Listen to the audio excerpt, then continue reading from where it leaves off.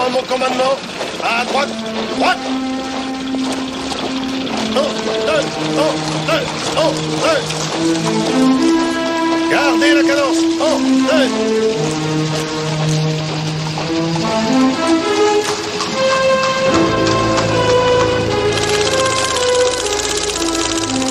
Nouvelle offensive en Flandre, 7 juin 1917, le général Haig attaque Ypres. À 6h20, nos hommes reçurent l'ordre d'avancer.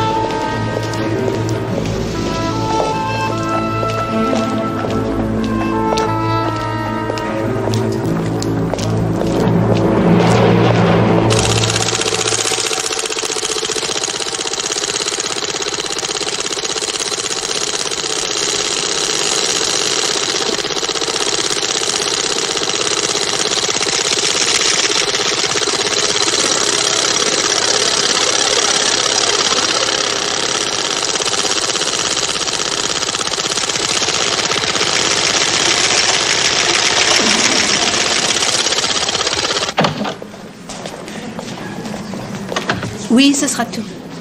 Rassurez-vous, il va beaucoup mieux, ce n'était pas trop grave. Je voudrais voir le lieutenant Hastings, s'il vous plaît. Hastings... Je vais vous demander quand... Attendez un instant, voulez-vous? Du régiment des fusiliers royaux. Le nouveau film est arrivé, vous trouverez le lieutenant en salle de projection. Merci.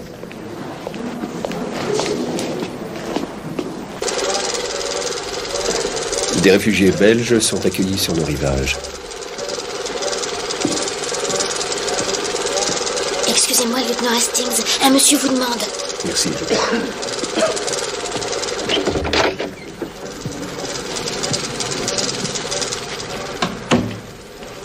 On ne reconnaît plus ses vieux amis. Seigneur Dieu, John Cavendish, comme je suis heureux de vous revoir.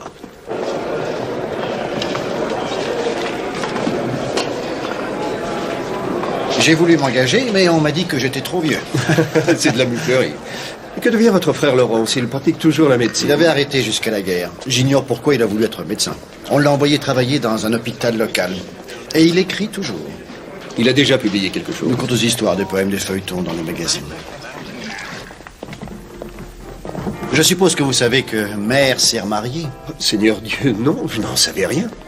On a vu un jour débarquer un individu qui prétendait être un cousin éloigné d'Evie. Vous vous rappelez, Evie? Evie. Evie Howard, c'est la femme à tout faire de ma mère. Une fille très attachante, cette bonne Evie. Je dû partir avant qu'elle n'arrive.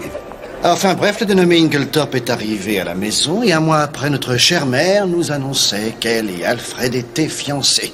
Tout le monde fut surpris car cet individu a 20 ans de moins qu'elle. 20 ans de différence? Vous étiez tous dans une situation délicate. Délicate. C'est le moins qu'on puisse dire.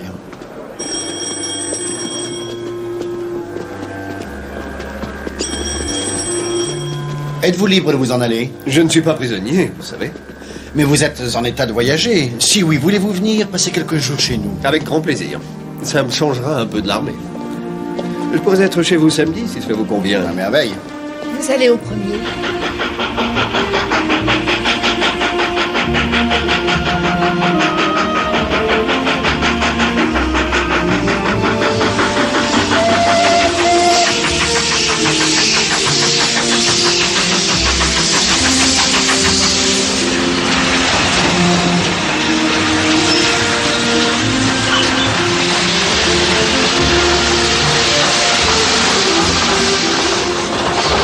Sainte-Mélie!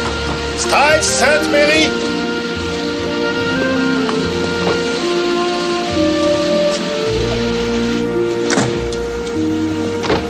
Bonjour, Hastings. John, je suis heureux de vous revoir.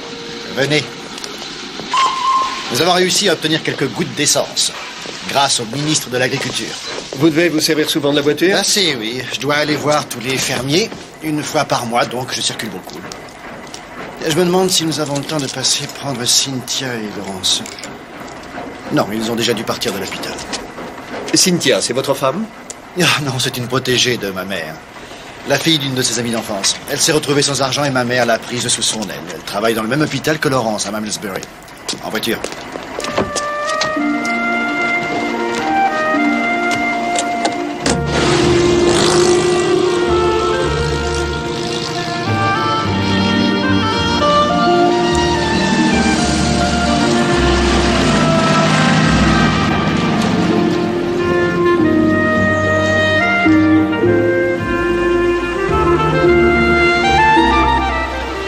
Chez nous, j'ai bien peur que vous ne trouviez la vie trop calme. Mais, cher ami, après les joies de la France, c'est tout à fait ce qu'il me faut.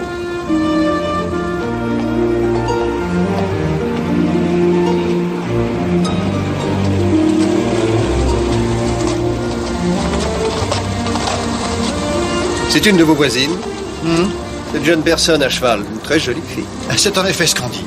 Non, c'est Madame Rex, la veuve d'un des fermiers des environs.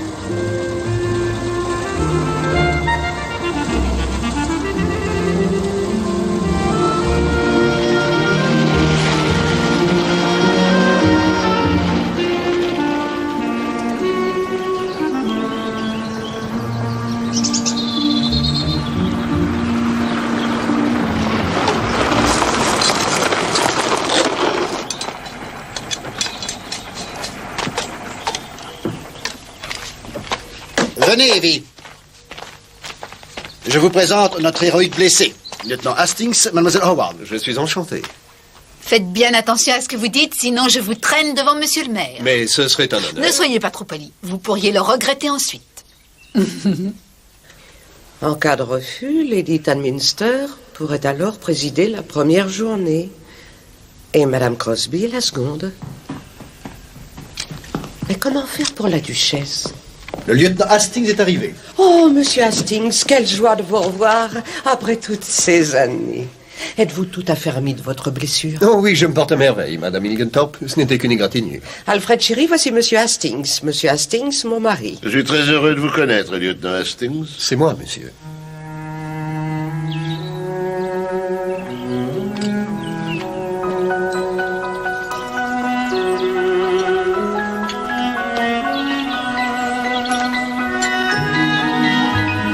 Mary, le lieutenant Hastings. Enchanté, lieutenant. J'ai entendu parler de vous si souvent. Oh, c'est réciproque, madame. John a de la chance. C'est celui que j'aime.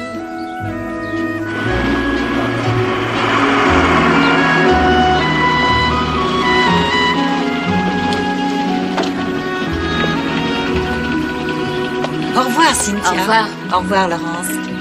Au revoir. Nous sommes en retard. Votre mère déteste qu'on se mette en retard pour le thé. Elle n'aime nous voir réunis que pour la façade. Monsieur, Oui, cela nous occupe beaucoup, vous savez. Veiller au confort des troupes, à l'acheminement des armes. À combien d'événements avons-nous pris part depuis ces 3 derniers mois, Alfred? 3 ventes de charité et 2 fêtes, sans compter les kermesses. Vous savez, ma chère, je pense que ce coussin doit être humide. Oh. Permettez. Voilà. Avec celui-là, vous serez mieux. Je ne peux pas vous laisser avec un coussin humide. Vous êtes si prévenant, Alfred. prenez de ce délicieux gâteau. Merci, Dorcas. Ah, voilà Cynthia. Vous êtes en retard aujourd'hui, Cynthia. Oui, je suis désolée, mais le car avait du retard. Voici monsieur Hastings, mademoiselle Murdoch. Je suis enchanté. Où est Laurence? Il est dans la maison, il arrive dans 1 minute. S'il ne se dépêche pas, il ne restera plus de gâteau. Une de mes cousines est infirmière. Elle passe apparemment la plupart de son temps à calmer les sœurs. Il faut avoir des nerfs d'acier si on veut résister. Je ne suis pas infirmière, grâce au ciel. Je travaille au dispensaire, c'est tout. Oh. Et combien de gens avez-vous empoisonné? Oh, des centaines. Cynthia, veuillez arrêter de dire des bêtises.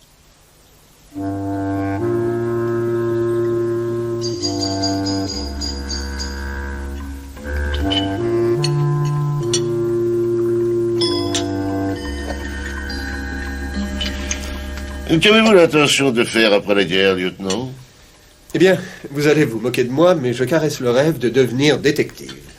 J'étais en Belgique avant la guerre et j'ai rencontré un des plus grands détectives. Que faisiez-vous en Belgique? J'ai chassé le canard.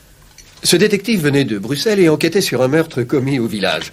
Je crois que j'avais été suspect pendant quelque temps parce que la victime avait été tuée avec le même fusil que le mien. C'est effroyable. Pas vraiment, non. Mon système est basé sur le sien. Mais bien sûr, je lui ai apporté quelques améliorations. C'était un petit bonhomme curieux. Il avait tout du dandy, mais d'une intelligence stupéfiante. J'aime les bonnes histoires policières.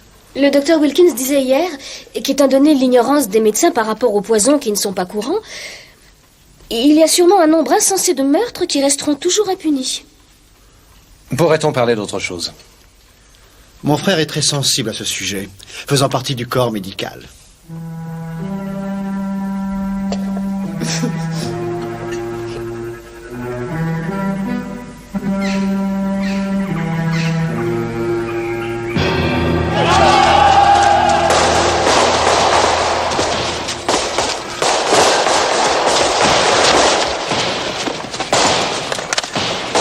Cessez le feu!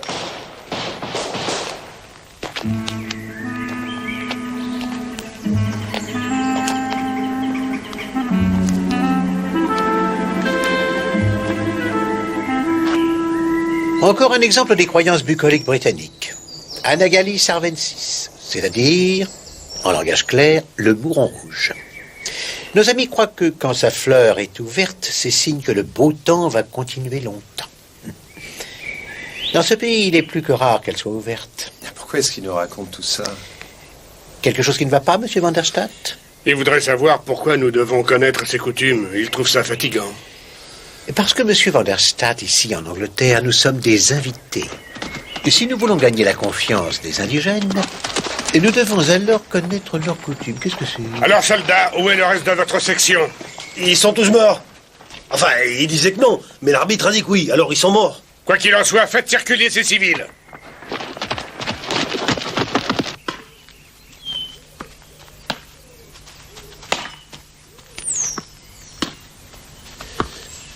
Cette vieille demeure de Styles est vraiment magnifique. Oui, elle l'est, en effet. Elle m'appartiendra un jour, ainsi que notre maison de Londres. J'ai pu persuader Mère qu'Inglethorpe n'avait aucun droit sur ses biens. Il n'y a pas droit de toute façon. D'après ce qui est établi, pour le moment, j'aurai sans doute les maisons de Styles de Londres. Mais Inglethorpe aura toute la fortune et je suis fauché. Votre frère pourrait vous aider, peut-être. Laurence? Non. Nous sommes tous fauchés. Ma mère s'est toujours montrée généreuse envers nous, bien sûr. Enfin, jusqu'à maintenant. Car depuis qu'elle est remariée... Alors, venez. Rentrons à la maison.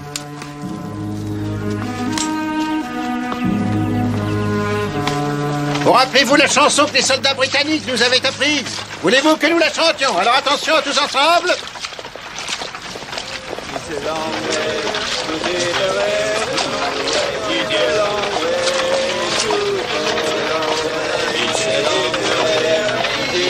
Et essayez de chanter juste.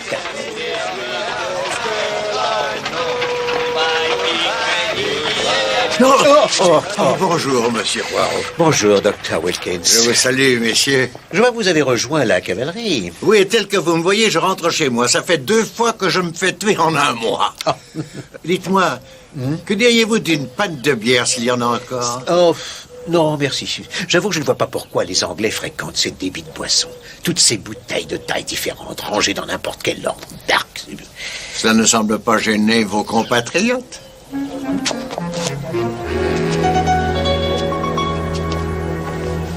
Les efforts ont été vains.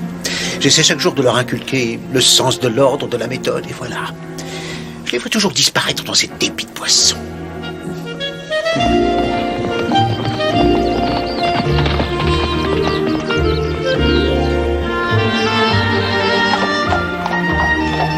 C'est un très bon cheval.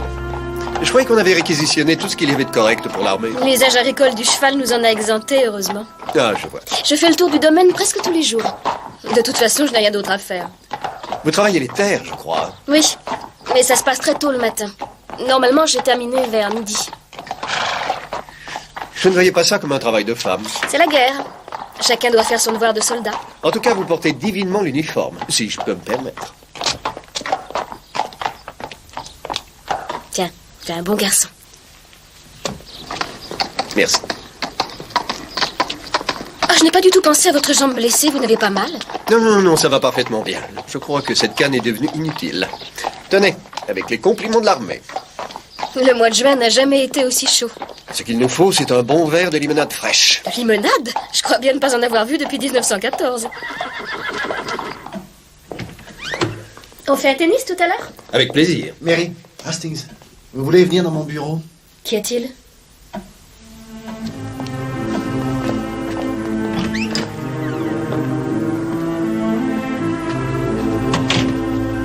Nous voilà dans de beaux draps. Evie s'est accrochée avec Inglethorpe et elle est renvoyée. Renvoyée? Elle s'en va, on lui a signifié son congé. Elle est allée voir mère et elle lui a... Je n'en pouvais plus, je lui ai dit ce que je pensais. Evie, ça ne peut pas être vrai. Oh, si, c'est vrai. J'ai peur d'avoir dit à Émilie des vérités qu'elle n'oubliera pas et ne me pardonnera pas. Oh, Evie. Vous êtes une vieille femme, lui ai-je dit. Et il n'y a pas pire idiote qu'une vieille idiote. Votre mari a 20 ans de moins que vous. Oh, non. Désolée, mais il fallait que je le fasse. J'ai été directe. Je lui ai dit, je vous préviens, Émilie, que ça vous plaise ou que ça ne vous plaise pas. Ce type a autant envie de vous assassiner dans votre lit que de vous y voir. Il est répugnant. Oh, Seigneur. Et qu'est-ce qu'elle a dit? Affreuse calomnie, mensonges éhontés, méchante femme, cher Alfred, etc., etc. Elle a fini par dire que plus tôt je quitterais la maison, mieux ça vaudrait. Alors je m'en vais.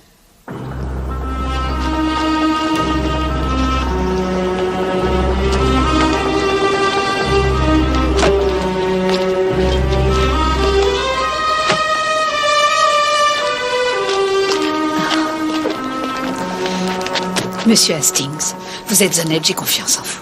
Merci. Veillez sur elle, veillez sur ma pauvre Émilie.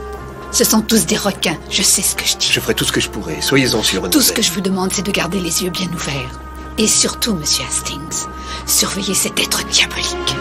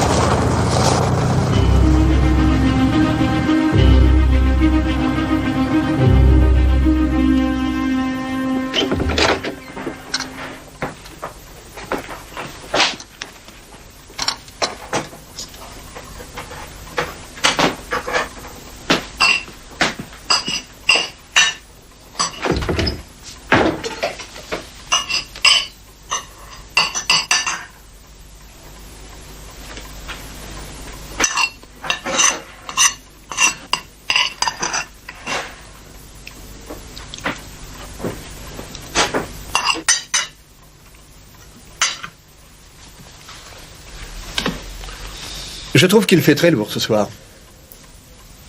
Vous trouvez? Je ne serais pas surpris si un orage éclatait.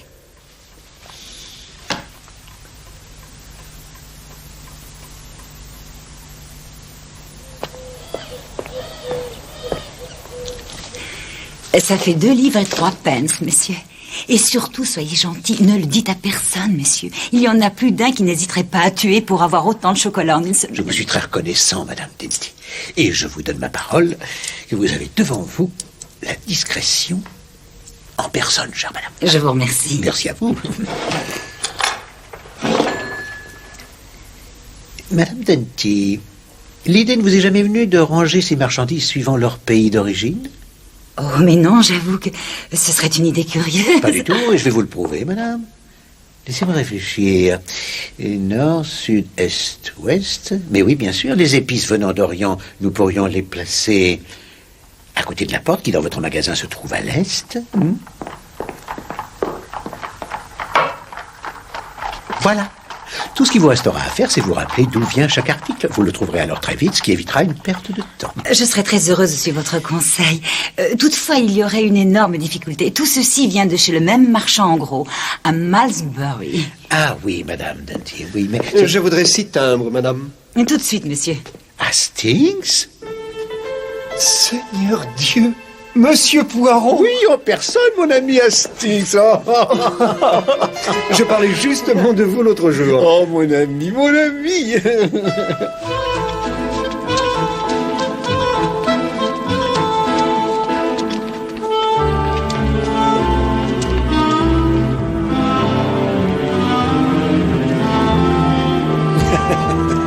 Voici mon grand ami, Monsieur Poirot. On ne s'était pas vu depuis des siècles. Nous connaissons déjà Monsieur Poirot. J'ignorais qu'il était de vos amis. Oh, ce n'est que grâce au bon cœur de Madame Inglethorpe, la mère de Monsieur Lawrence, que je suis là. Elle a eu aussi la générosité d'offrir l'hospitalité à 7 de mes compatriotes qui, tout comme moi, ont dû fuir leur terre natale. Elle a eu la bonté de nous prêter cette ravissante maison qui est là. Il faudra passer voir. Ah non, pardon. Il faudra que vous veniez prendre le thé. En Angleterre, c'est la formule qu'on emploie, non? Oui, absolument. Je deviens très britannique. Veuillez m'excuser. Oh, Monsieur Poirot. Oh. Madame Rex.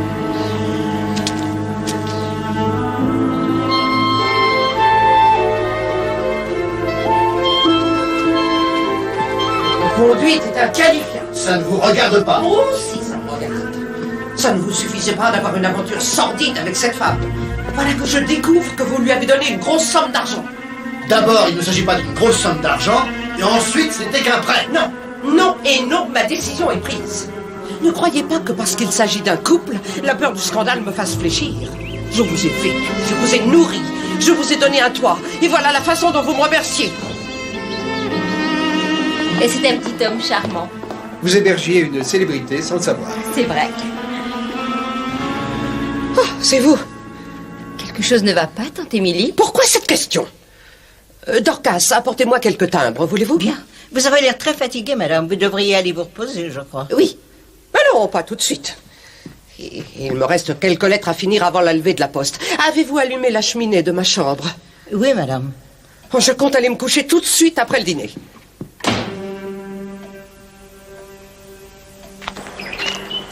Alors, vous ne voulez pas me le montrer? Ma chère Mary, ça n'a rien à voir avec ce qui vous tracasse. Alors, montrez-le-moi. Je vous dis que ça n'est pas ce que vous imaginez. Ça ne vous concerne pas le moins du monde.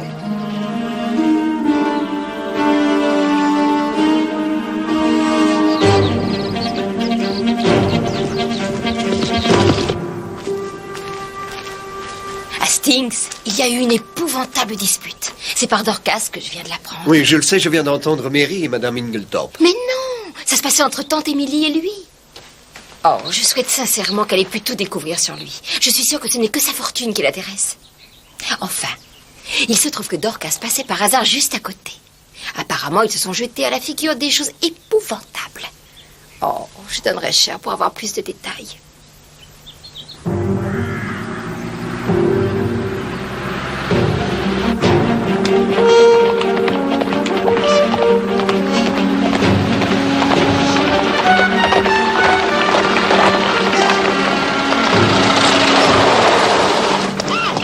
Où allez-vous? Je dois aller au village.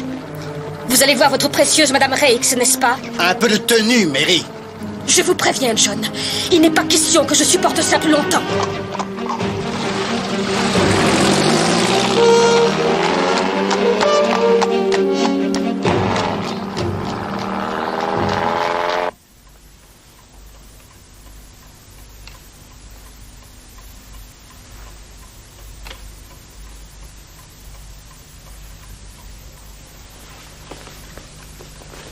Je prendrai mon café dans ma chambre. J'ai encore quelques papiers à voir.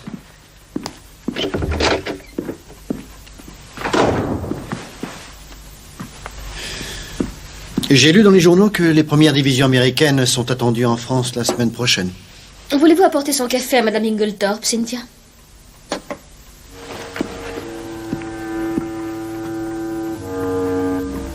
Nous passons au salon pour prendre le café?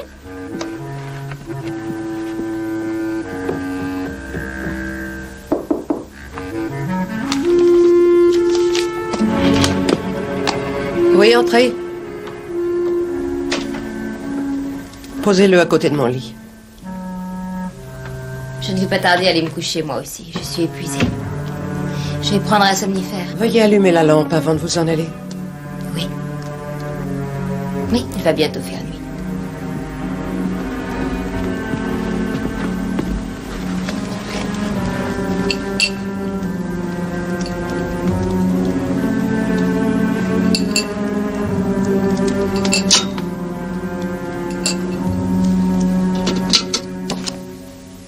Oh non. Ah, je la prends. Merci, Dorcas.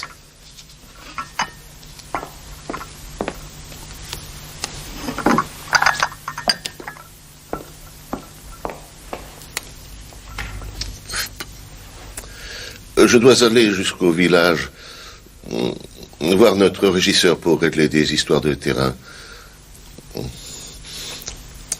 Inutile de rester réveillé pour moi. J'aurai la clé pour entrer.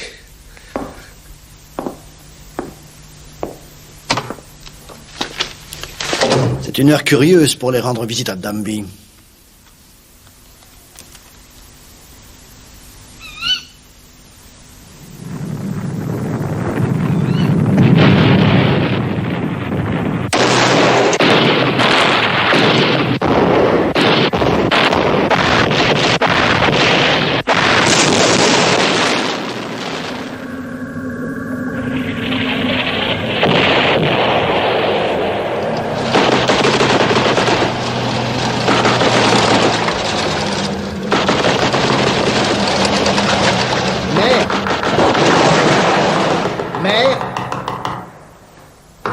Mère! Ouvrez la porte! Mère! Mère! Ouvrez la porte! Qu'est-ce qu'on va faire? Que se passe-t-il? Mère semble avoir un malaise. Elle s'est enfermée à clé. Essayez donc de passer par la chambre de Monsieur Inglethorpe.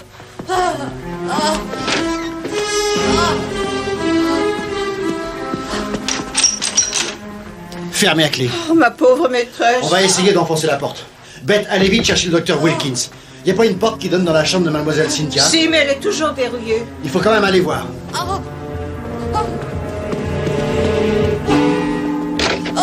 Mary. Vous avez réussi à ouvrir la porte? Non. Celle-là est verrouillée aussi. Ah non. Je n'arrive pas à réveiller Cynthia. Elle doit encore avoir pris un de ses somnifères. Cynthia!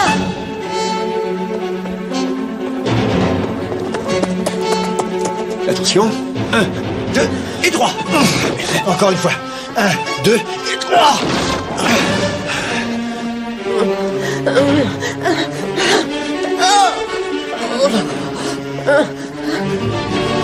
Annie, allez chercher du brandy, s'il vous plaît. Ouvrez-nous, je suis arrivée à réveiller Cynthia.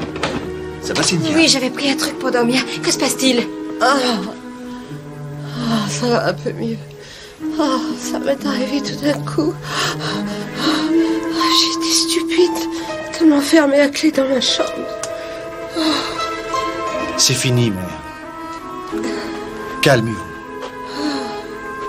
Je me sens mieux maintenant.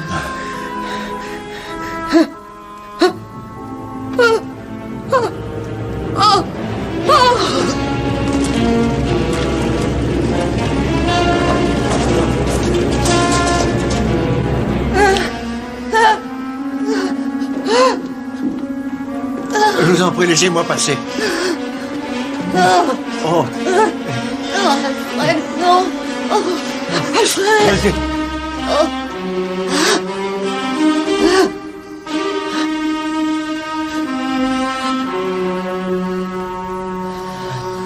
Oh non.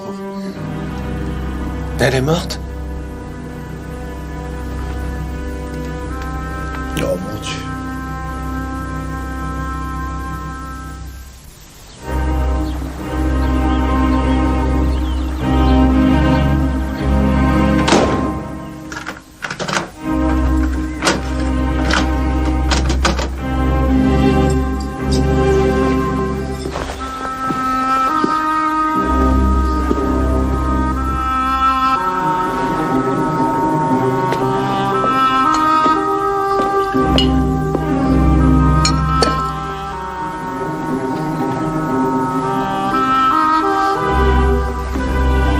Où est Monsieur Inglethorpe? Il n'est pas dans la maison. Alors où est-il? Monsieur Cavendish, j'aimerais avoir votre autorisation de pratiquer une autopsie. Mais ça ne servirait à rien, elle est morte d'une crise cardiaque. Non, je ne suis pas de cet avis. Madame Inglethorpe présente tous les symptômes classiques d'un empoisonnement à la strychnine. Non, ce n'est pas vrai.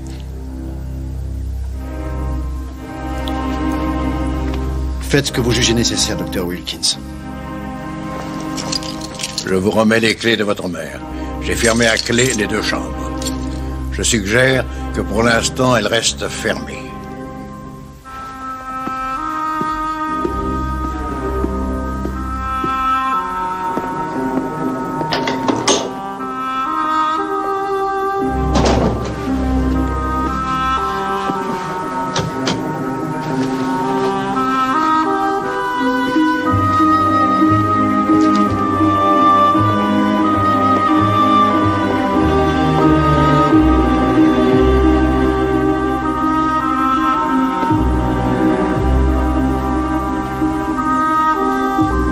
Vous rappelez-vous que je vous ai parlé de mon ami Poirot, le Belge qui est au village? Ah oui, c'est celui qui, selon vous, est un grand détective. C'est ça. Autorisez-moi à faire appel à lui pour qu'il mène une enquête. Ce serait absurde, voyons.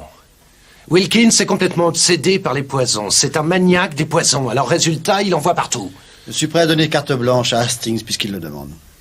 Mais je crois préférable d'attendre et d'éviter un scandale qui nous nuirait. Non, non, non, non, vous n'avez aucune inquiétude à avoir. Monsieur Poirot est la discrétion personnifiée.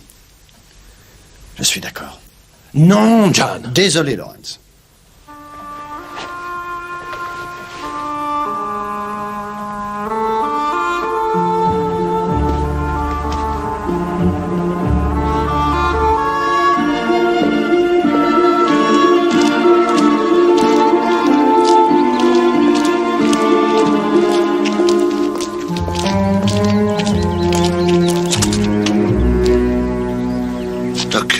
C'est terrible, ma pauvre femme. Où étiez-vous passé? J'ai été retenu par Denby assez tard hier soir. Je me suis aperçu que j'avais oublié de prendre la clé. Denby m'a offert un lit, je ne voulais pas réveiller toute la maison et je suis resté chez lui. Oh, ma pauvre Émilie. Elle avait un tel sens du sacrifice. Elle abusait de ses forces. Je dois repartir, pardon. Oui. Oui, bien sûr.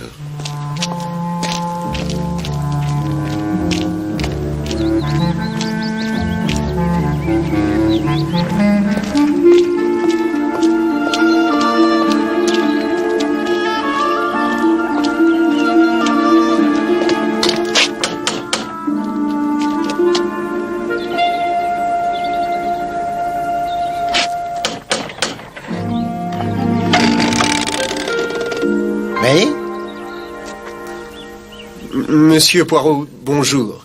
Oh, Hastings, vous êtes matinal. Madame Ingletop est morte. Un moment.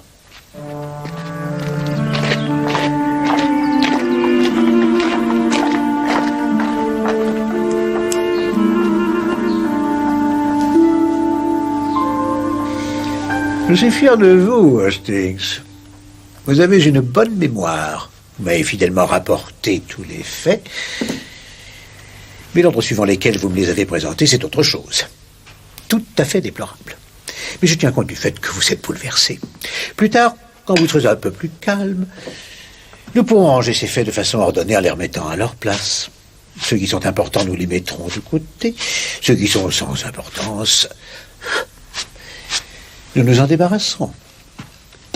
Quelles que soient les excuses que je vous trouve, il n'en reste pas moins que vous avez omis de mentionner un point de cette affaire qui est de toute première importance. Et qu'est-ce que c'est?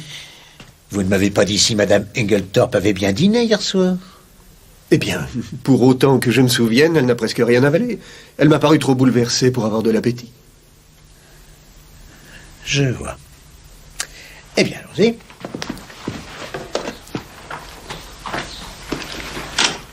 Et Hastings, vous vous êtes habillé très vite, votre cravate n'est pas en place. Il ne faut jamais se laisser aller, Hastings.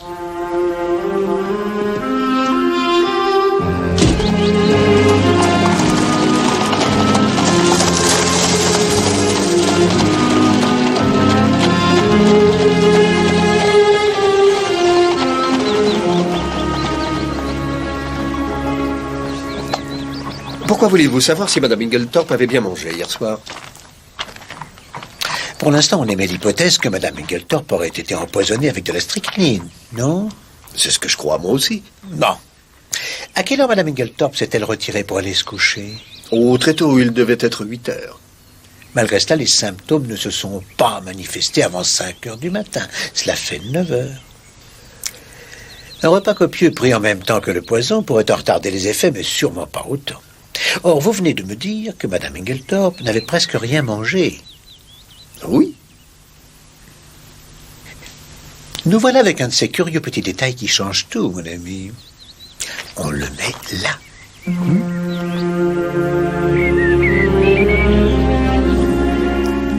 C'est une histoire épouvantable, Monsieur Poirot. Hastings vous a certainement dit que nous tenions à éviter toute publicité. Ce que je comprends parfaitement. Vous savez que Inglethorpe a réapparu? Oui, j'ai rencontré. On ne sait pas quelle conduite adopter à son égard. C'est une difficulté qui ne résistera pas longtemps. La clé de la chambre, je vous prie, monsieur. Oui, bien sûr. Merci, monsieur.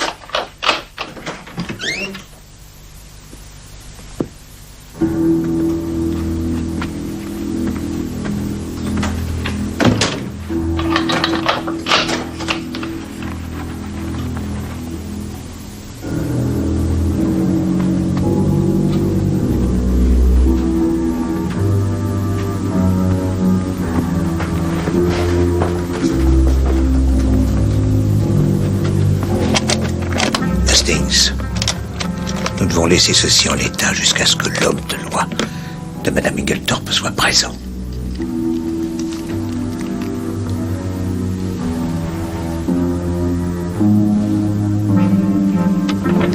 Cette porte donne dans la chambre de Cynthia.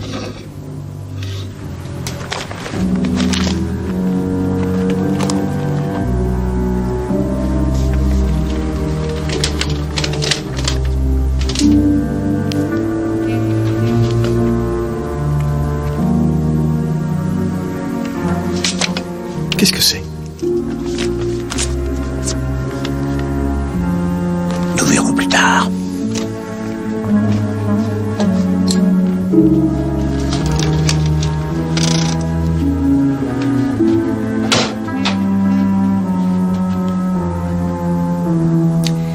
À première vue, c'est du cacao, mais nous le ferons analyser.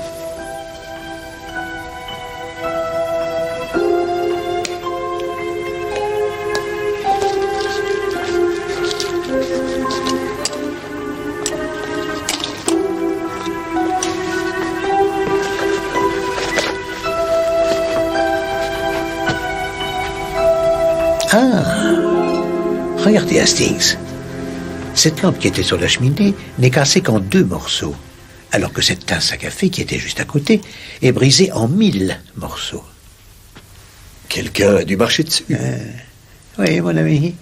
À mon avis, on a dû marcher sur la tasse de café pour la réduire en 1000 morceaux. Et la raison pour laquelle on a fait ça, c'est soit que la tasse contenait de la strychnine, soit... Et alors c'est beaucoup plus sérieux parce que cette tasse ne contenait pas de strychnine. Qu'est-ce que c'est que ça?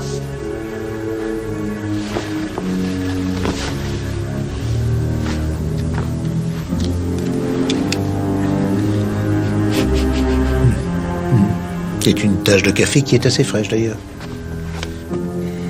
Eh bien, Hastings, nous avons dans cette chambre 6 éléments très intéressants. Je les énumère ou vous le faites? Oh, eh bien, faites-le. Ah, parfait. Numéro 1, une tasse à café que l'on a réduite en 1000 morceaux. Numéro 2, une mallette avec la clé dans la serrure. Numéro 3, la tasse de café sur le tapis. Numéro 4, un brin ou deux d'une étoffe verte qui était coincée dans le verrou de la porte. Ah, c'est ce que vous avez mis dans l'enveloppe. Oui, en effet. Numéro 5, ceci. Qu'est-ce que c'est? De la cire de bougie, mon ami. Elle ne peut être là que depuis hier, sinon une bonne femme de chambre l'aurait enlevée. Laurence Cavendish tenait une bougie quand il est venu ici ce matin. Il m'a paru être très agité. Il semblait avoir vu quelque chose de ce côté qui l'aurait paralysé. Voyez-vous que ça pourrait être la porte? Non, plutôt la cheminée. Voilà qui était plus intéressant. Mais la bougie qu'il tenait est rose, alors que celle qui a fait cette tache était blanche. Et le 6e élément? Non, le 6e élément, je préfère le garder pour moi, du moins pour l'instant. Eh bien voilà, nous n'avons plus rien à faire ici, je crois. Si ce n'est... un feu de cheminée en plein été, Hastings?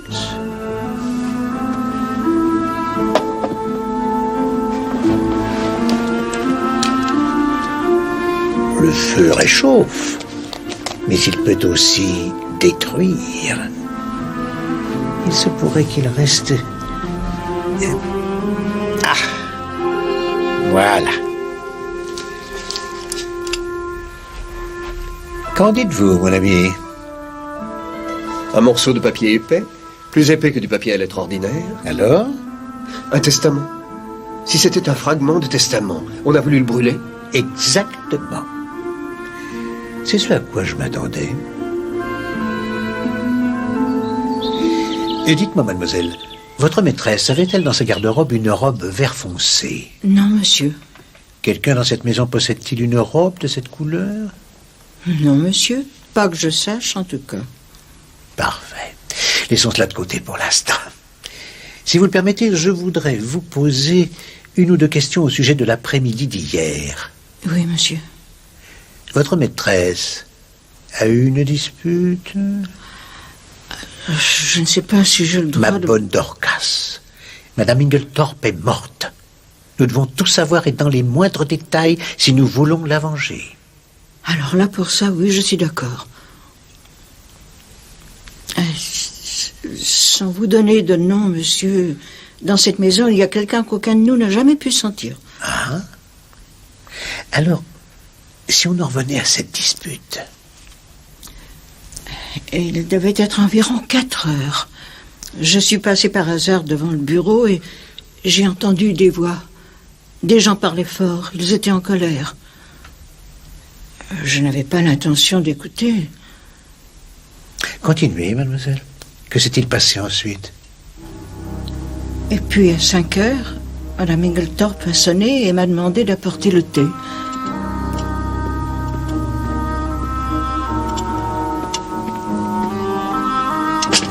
Elle avait l'air bouleversée, monsieur.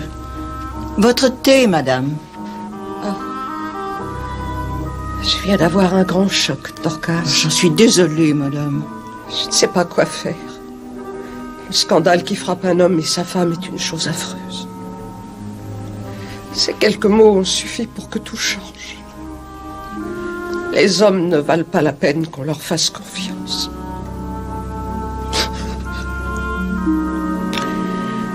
Dites-moi, mademoiselle, ce papier qu'elle tenait en disant ça, avez-vous une idée de ce qu'elle a pu en faire ensuite? Alors, je suppose qu'elle l'a enfermé dans sa petite mallette rose.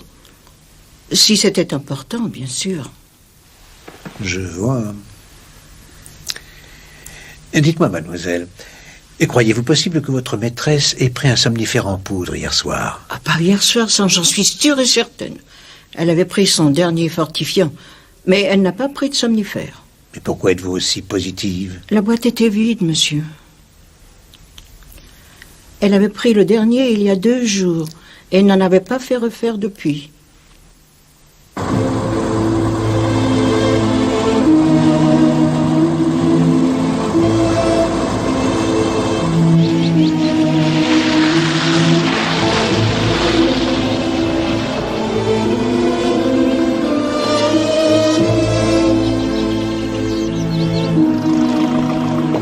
Mademoiselle Howard, ce que je suis contente que vous soyez revenue.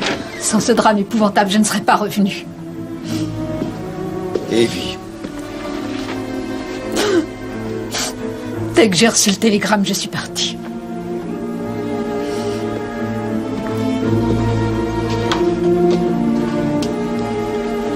Dorcas va vous faire du thé. Je n'ai pas envie de thé.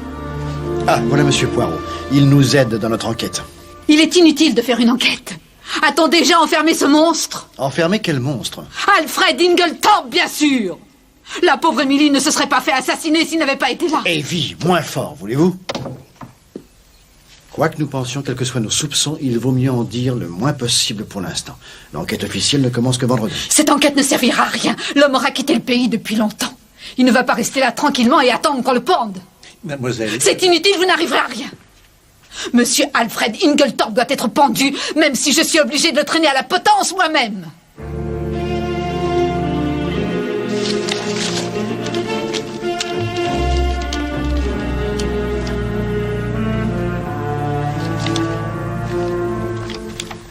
Ah, au fait, comment saviez-vous que Madame Inglethorpe prenait de somnifères? Ah, parce que, Hastings, j'ai trouvé ceci dans le tiroir de la table de toilette de sa chambre. C'était ça, le 6e élément que je voulais garder. Mais si elle a pris le dernier somnifère il y a 2 jours, on ne doit pas en tenir compte. Mieux vaut être prudent.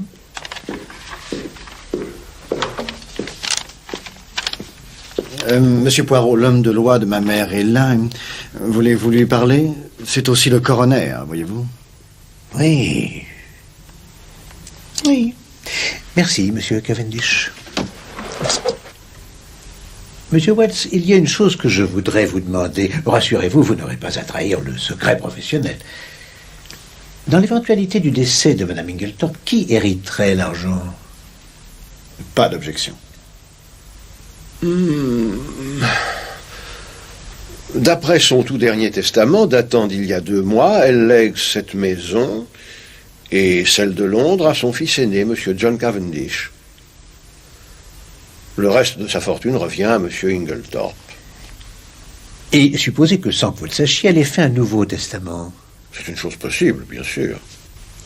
Elle en a fait un nouveau. Quoi? Et où est-il? Brûlé.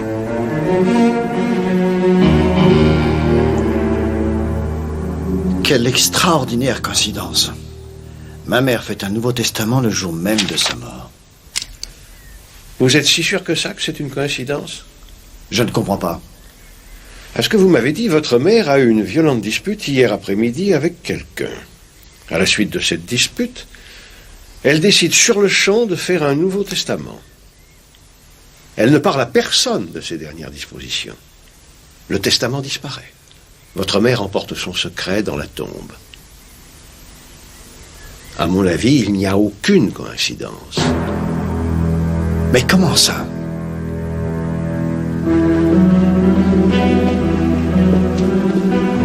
Vous avez toujours les clés, monsieur Poirot? Oui, les voilà.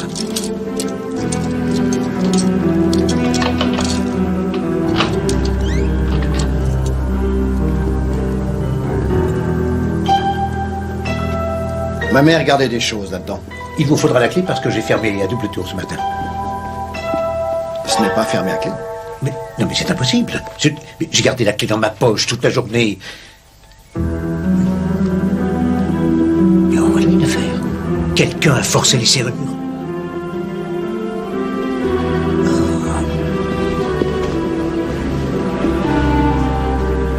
On a tiré le verrou de cette porte.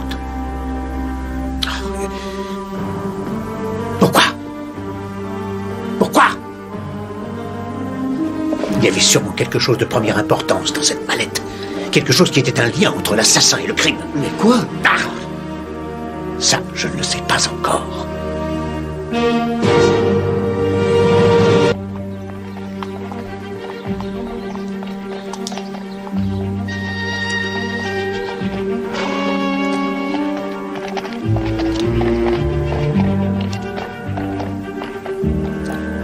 Une histoire très intrigante, mon ami, vous ne trouvez pas? Elle semble être assez simple, pourtant. L'argent de Madame Inglethorpe semble être le point commun de tout. Il y a les 2 maisons aussi, Hastings. Bien sûr, oui. Elles reviennent à John et tout le reste revient à son mari. Mais n'oublions pas cette altercation que Dorcas a entendue et à la suite de laquelle Madame Inglethorpe a fait un nouveau testament. Et que faites-vous de ces 2 fils, Hastings? Non, je ne crois pas qu'il soit coupable. À mon avis, voilà ce qui s'est passé. Inglethorpe a découvert que le testament avait été changé, laissant l'argent à John et non plus à lui. Alors furieux, il a empoisonné sa femme. Et le Nouveau Testament qu'elle avait fait? Il l'a brûlé. C'est le morceau de papier qu'on a trouvé dans la cheminée. Ah, vous dominez cette affaire avec maestria, Hastings. Oui, je le pense. Oui? Voyez-vous, en réalité, Hastings, il y a dans cette affaire 2 points d'une importance capitale. Vraiment? Mais oui. Et lesquels? Le premier de ces 2 points est le temps qu'il faisait mardi. Il faisait un temps magnifique. Il y avait 28 degrés à l'ombre et pas un nuage dans le ciel. Ne l'oubliez pas, mon ami, c'est la clé de tout le mystère. Je ne vois pas pourquoi. Oh, et quel est le deuxième point? Le deuxième point est le fait important que M. Inglethorpe ait des goûts vestimentaires curieux, qu'il ait une barbe noire, et enfin qu'il porte des lunettes. Oh, c'est ridicule. Non, non, mon ami, c'est capital, au contraire. Dr. Wilkins, pouvez-vous nous dire quelle est la quantité exacte de poison absorbée par Mme Inglethorpe? D'après ce que l'on a retrouvé, Mme Inglethorpe aurait pris un peu moins d'un demi-gramme de strychnine. Maximum 1 gramme. J'ai pris le peu de cacao que j'ai pu trouver dans la tasse de Mme Inglethorpe. Je l'ai analysé, il n'y avait pas de strychnine. Donc, vous considéreriez plutôt que le poison aurait été mis dans le café qu'elle a pris après le repas, et que pour une raison inconnue, son effet a été retardé. Oui. Mais comme la tasse de café était en petits morceaux, il était impossible d'en faire une analyse précise. Je dois dire qu'à mon avis, on n'a pas empoisonné ma mère. Elle est morte de mort naturelle. Vraiment. Avant sa mort, ma mère prenait quelquefois un fortifiant contenant de la strychnine. Oui, ce fait a été considéré lors de l'audience préliminaire. Mais n'est-il pas possible qu'elle ait pris une dose mortelle de ce médicament par accident? Je ne crois pas, Monsieur Cavendish. Dorcas, la servante de votre mère, nous a dit qu'il ne lui en restait qu'une dose la veille de sa mort. Je vous serais très obligé de nous répéter ce que vous avez entendu de l'altercation qui a eu lieu la nuit de la mort de Mme Inglethorpe. Ce que j'ai entendu? Oui. Et j'ai cru comprendre que vous étiez assise sur un banc en train de lire sous la fenêtre du bureau qui était ouverte. N'est-ce pas exact? Si. Alors voulez-vous nous répéter ce que vous avez entendu? J'avoue que je ne me rappelle pas avoir entendu quoi que ce soit. Cela veut dire que vous n'avez pas entendu de voix. Eh bien, en fait, si. J'ai entendu les voix, mais je n'ai pas du tout entendu ce qu'elles disaient. Même pas un simple mot ou une phrase. Si, je me rappelle une chose que Mme Inglethorpe a dite. C'était à propos d'un scandale possible entre un homme et sa femme. On dirait qu'elle veut cacher quelque chose, vous ne trouvez pas? Tout à fait de votre avis, Hastings. Appelez M. Mace. C'est extrêmement intéressant.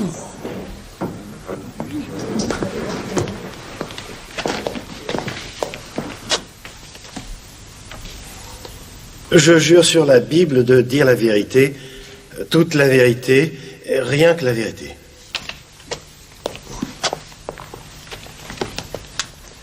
Monsieur Mace, vous exercez la profession de pharmacien et votre officine se trouve dans le village de Style-Sainte-Mary. Avez-vous vendu de la strychnine ces derniers temps à quelqu'un n'ayant pas d'ordonnance? Oui, monsieur. Quand était-ce? C'était le lundi 18 juin. Il devait être 18 heures. Voulez-vous nous dire à qui vous l'avez vendu? Oui, monsieur. C'était à monsieur Inglethorpe.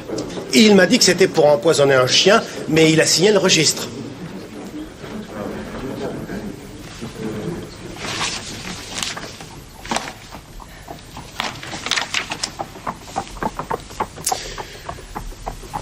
C'est très bien. Merci, monsieur Mace.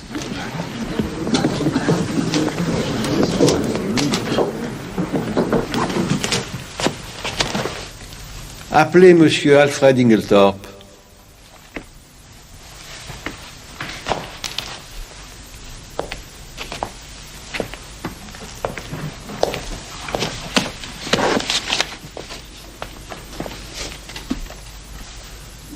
Je jure sur la Bible de dire la vérité, toute la vérité, et rien que la vérité.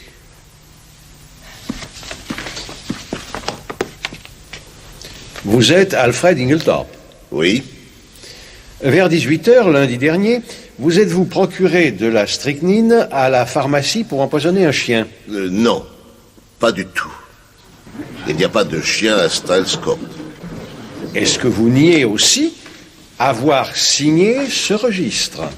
Absolument.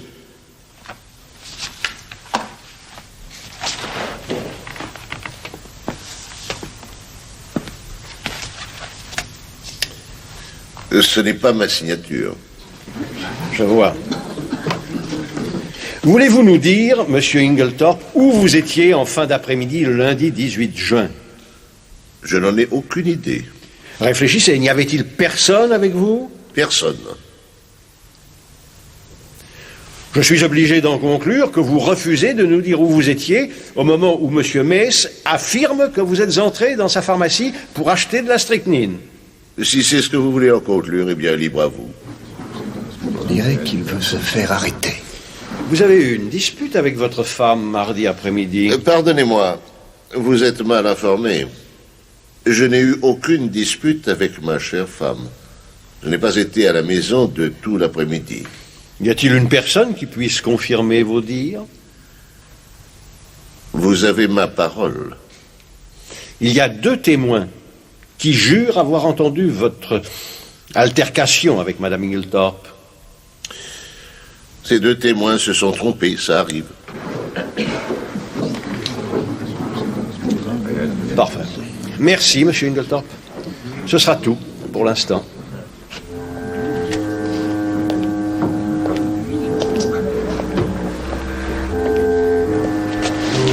Membre du jury, il se passe. Vous avez entendu les témoignages.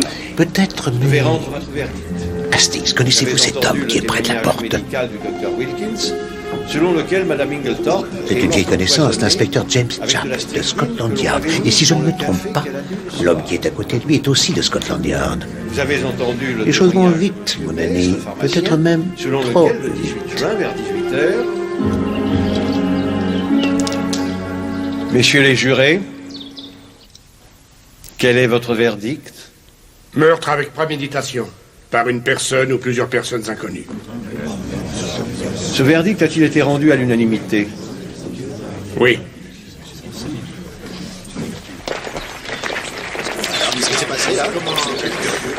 Il y a eu des moments où j'ai craint le pire, Hastings. Je ne pensais pas que cet homme aurait été assez entêté pour refuser de dire quoi que ce soit. Je n'arrive pas à comprendre pourquoi le jury n'a pas inculpé Inglethorpe. Vous ne le croyez quand même pas encore innocent? Pourquoi, mon ami? Rien n'a changé. Ah, je vois que vous ne vous souvenez pas de moi, inspecteur Japp. Ma parole, mais c'est Monsieur Poirot. Voici le superintendant Summerhay. Vous avez entendu parler de Monsieur Poirot, non? L'affaire des faux d'Abercrombie juste avant la guerre, je crois. Ouais, c'est exact. Monsieur Poirot a arrêté le coupable à notre place à Anvers. Mais que faites-vous en Angleterre? Les Allemands ont rendu mon pays inhabitable pendant quelque temps par leur présence, inspecteur. Mais permettez-moi de vous présenter mon ami le lieutenant Hastings. Enchanté. C'est moi, lieutenant. Veuillez nous excuser. Je ne pense pas qu'il est utile de vous demander pourquoi vous êtes ici, inspecteur. En effet, cette affaire est d'une clarté évidente. Ah, je ne sais pas de votre avis. D'après les témoignages que j'ai entendus, ça ne peut être que Monsieur Inglethorpe qui a assassiné sa femme. J'en mettrai ma main au feu. Non, prudence, monsieur. Monsieur Poirot et moi, nous nous connaissons depuis très longtemps, et quand il émet un jugement, j'aurais tendance à lui faire confiance. Et à moins que je ne commette une grosse erreur, il garde quelques petits atouts dans sa manche. Eh bien, je vais vous dire une chose. Si vous arrêtez Monsieur Alfred Inglethorpe, ça ne vous rapportera rien de bon. Les charges contre lui tomberont immédiatement comme ça. Je vous crois sur parole, mais tout le monde ne me suivra pas. Moi, pour commencer. Alfred Inglethorpe ne doit pas être arrêté, superintendant. J'en ai fait serment.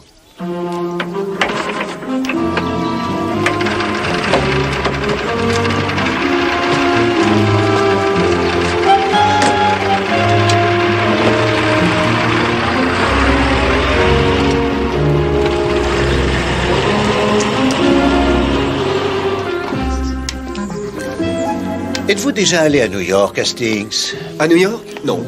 Ah, c'est une ville magnifique. Magnifique. À New York, chaque rue est en angle parfait avec chaque avenue, et chaque avenue est numérotée avec ordre, première, deuxième, troisième, quatrième. L'homme a tout discipliné là-bas. Mais ici, comment se sentir à l'aise devant ce paysage indiscipliné, devant cette nature où règne le désordre, où tout va dans n'importe quel sens, où règne l'anarchie? Et c'est pour ça que ça me plaît.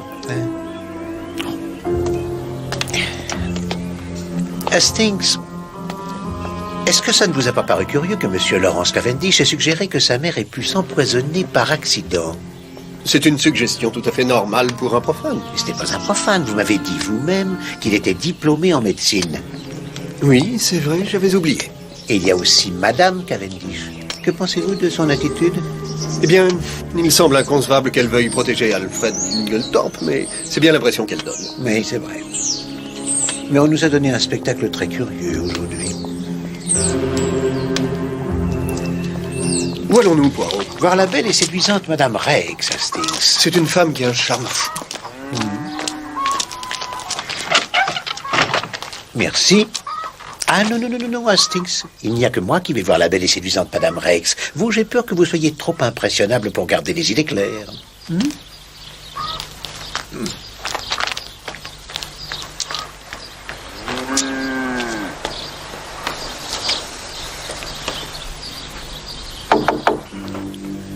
Qui est-ce? Je ne sais pas. Je sors par derrière.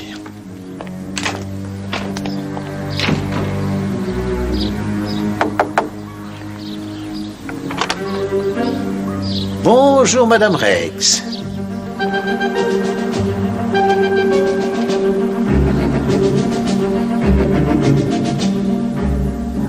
Nous voudrions que vous veniez avec nous à Malmesbury, Monsieur Ingletorp. Malmesbury?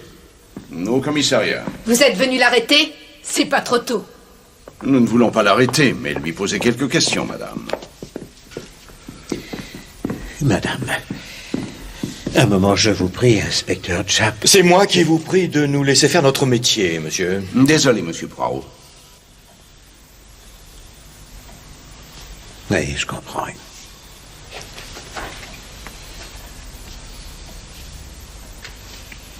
Superintendant, donnez-moi l'autorisation de poser à monsieur Ingletorp une seule question.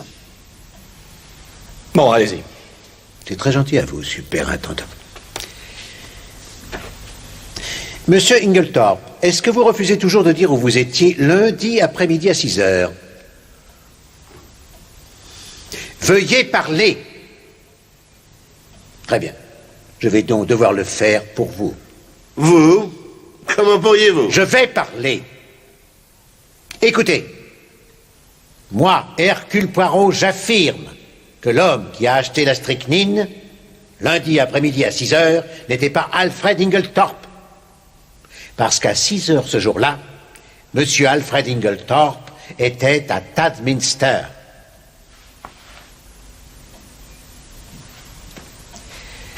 Je suis en mesure de produire au moins 5 témoins qui jureront avoir vu monsieur Ingletorp et lui avoir parlé à Tadminster à 10 heures et après 18 heures. Vous devez savoir que Tadminster est à 12 kilomètres au moins du village. Ma parole, Poirot, vous êtes étonnant. Qu'est-ce que je vous avais dit?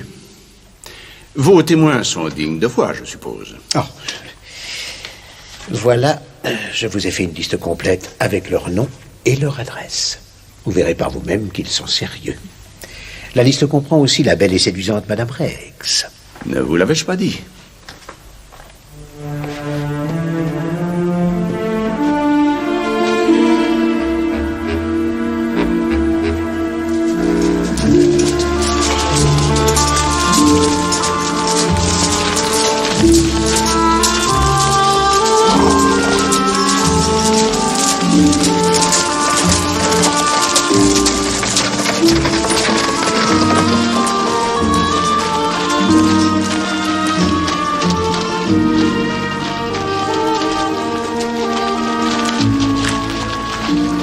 On se retrouve à la case départ. Pas tout à fait, mon ami.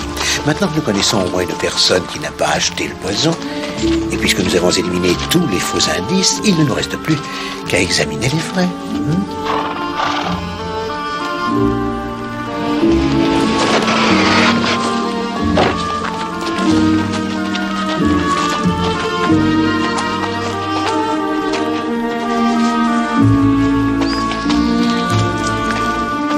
Elle s'est éteinte comme une fleur. Elle s'est envolée comme s'envolent les ombres et a disparu pour toujours de cette terre. Emportée au milieu de sa vie par une mort violente, elle implore ton secours, ô Seigneur. Pardonne-lui ses péchés, ouvre-lui les bras et accueille-la près de toi. Nous te prions, Dieu Tout-Puissant, Dieu de miséricorde. Nous te prions de tout notre cœur de lui accorder le repos éternel et le salut de son âme.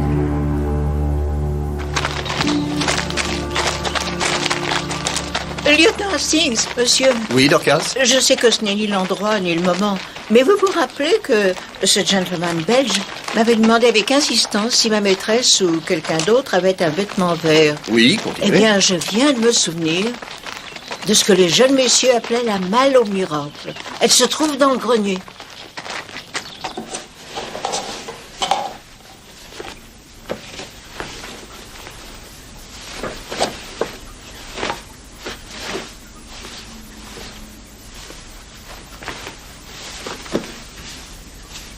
Ça, c'est vert. Non, c'est trop foncé. Oh, ça alors?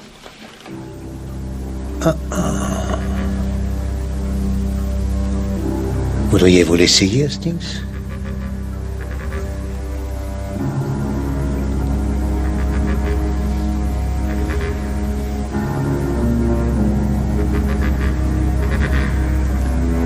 Vous croyez que c'est la bonne? Je le crois. On lui a donné exactement la même forme que celle de M. Inglethorpe. La question est, qui l'a mise là-dedans? Ça ne peut être que quelqu'un doué d'une grande intelligence. Celui qui est venu la cacher dans cette malle savait que sa présence n'y serait pas remarquée. Mais on va se montrer encore plus intelligent que lui. Nous allons faire preuve de tant d'intelligence qu'il va nous prendre pour des idiots. Ça ne va pas être facile. Et pour ce faire, votre aide va m'être inestimable, mon ami. Venez.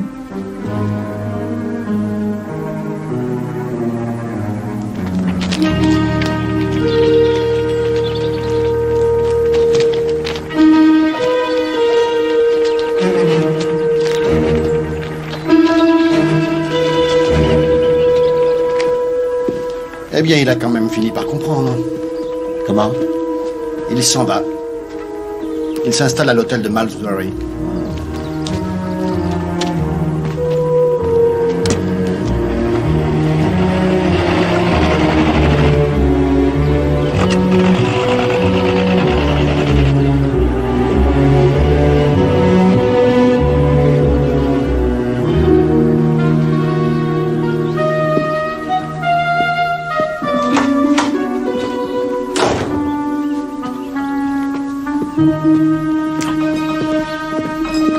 Lieutenant Hastings. Bonjour, Cynthia.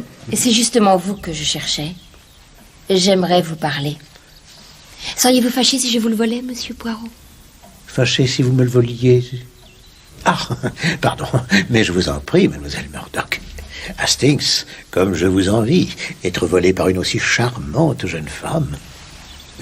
Pardonnez-moi.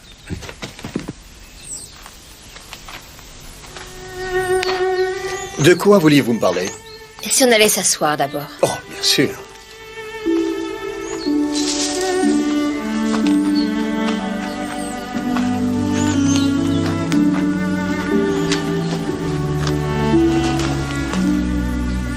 Lieutenant Hastings, vous vous êtes toujours montré si gentil. Et on voit que vous savez tant de choses. Oh, bien. Je suis flatté. Je voudrais vous demander votre avis. Voilà. Tante Émilie m'a toujours dit que mon avenir était assuré. Eh bien, je pense qu'elle a oublié ce qu'elle a dit. Ou qu'elle ne croyait pas mourir si vite. Seulement maintenant, je vais me retrouver sans rien. Je ne sais pas quoi faire. Croyez-vous que je ferais mieux de m'en aller? Bien sûr que non, vous devez rester. Je suis sûr que personne ne veut que vous partiez. Mary, elle voudra. Elle ne m'aime pas. C'est vrai? Je ne sais pas pourquoi. Et lui ne me supporte pas non plus. Mais là, je suis sûr que vous vous trompez. John vous est très attaché. Je ne parlais pas de John. Je parlais de Laurence. Ça n'est pas grave que Laurence me déteste, mais... c'est une chose horrible de voir que personne ne vous aime, que tous vous rejettent. Mais il vous aime. Je suis sûr que vous vous trompez, Cynthia. Prenez John et Mademoiselle Howard. Mais Laurence ne me parle jamais le premier, c'est toujours moi. Et Mary doit se forcer pour être simplement polie avec moi.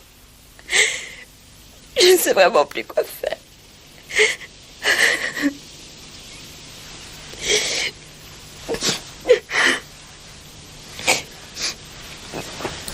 Épousez-moi, Cynthia. Oh, je vous en prie, soyez sérieux. Je suis on ne peut plus sérieux. Je vous demande de bien vouloir devenir ma femme. Vous êtes le plus gentil des hommes que je connaisse. Je vous assure qu'il n'y a pas de quoi rire. Qu'y a-t-il de drôle dans le fait que je vous demande en mariage? Mais il n'y a rien de drôle. Soyez un peu plus prudent à l'avenir. La prochaine fois, on pourrait vous répondre oui, vous vous rendez compte? Au revoir, lieutenant Hastings. Grâce à vous, j'ai retrouvé un moral d'acier.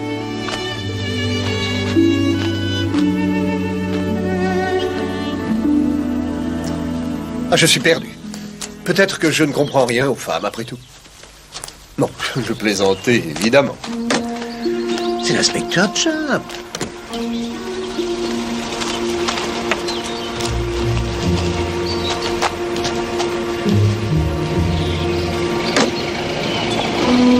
Qui est avec lui à l'arrière de la voiture? On dirait que c'est Laurence Cavendish.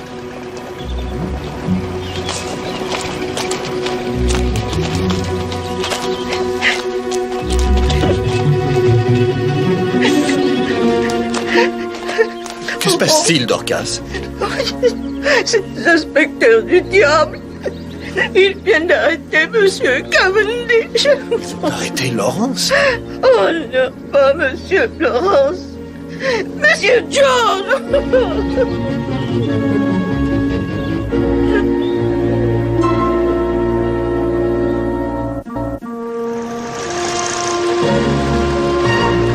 Le procès de la cour d'assises de Londres. Lisez tous les détails. Cavendish au banc des accusés. Le procès de la cour d'assises de Londres.